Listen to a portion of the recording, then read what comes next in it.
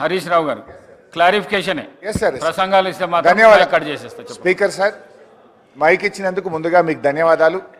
దయచేసి కట్ చేయకండి, నేను అంశంలోకి పోను. ముఖ్యమంత్రి గారు మాట్లాడిన దానికి క్లారిఫికేషన్ ఇచ్చే ప్రయత్నమే తప్ప నేను దయచేసి ఇతర అంశాల్లోకి పోను. కానీ మీరు దండం పెడితే జర మైక్ కట్ చేయకుండా. అధ్యక్ష, ఇప్పుడు గౌరవనీయులు ముఖ్యమంత్రి గారు సిద్దిపేట, గజ్వేల్, ఓల్డ్ సిటీ మీద ప్రజల మీద తన అక్కసును వెలగుచ్చే ప్రయత్నం చేసినారు. సిద్దిపేటలో కాంగ్రెస్ పార్టీ గెలవలేదనో, గజ్వేల్లో కాంగ్రెస్ గెలవలేదనో, ఒక్క నిమిషం, ఓల్డ్ సిటీలో గెలవలేదని ఆయన ఏమన్నారంటే బిల్లులు అక్కడ ప్రజలు కట్టలేదు అని అన్నారు. ఇది వాస్తవం కాదు.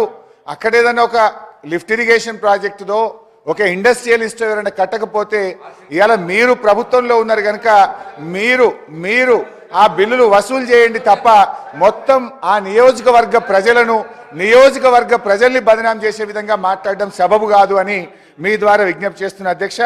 ఇక రెండో విషయం అధ్యక్ష, ముఖ్యమంత్రి గారు ఇంకో విషయం అన్నారు.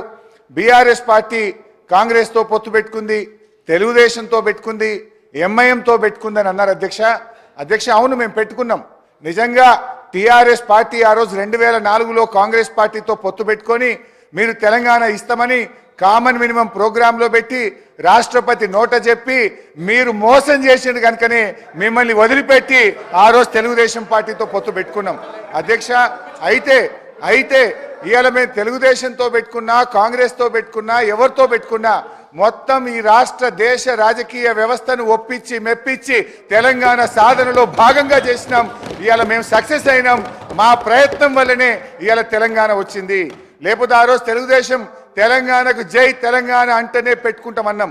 మాకు సీట్లు, ఓట్ల కంటే కూడా రాజకీయ వ్యవస్థను ఒప్పించాలి, మెప్పించాలి, ఈ రాష్ట్రాన్ని సాధించాలని ఒక వ్యూహాత్మక భాగంలో మేము చేసినాం. ఇవాళ విజయం సాధించినాం. ఇవాళ రాష్ట్రాన్ని మేము సాధించడం అనేటువంటి విషయాన్ని ముఖ్యమంత్రి గారు గుర్తుపెట్టుకోవాలి. ముఖ్యమంత్రి గారు ఆయన వ్యక్తిగతంగా పదవుల కోసం ఆయన పార్టీలు మారింది తప్ప మేము ఇతర రాజకీయ పార్టీలతో పొత్తు పెట్టుకుంటే తెలంగాణ కోసం మేము పెట్టుకున్నాం అధ్యక్ష.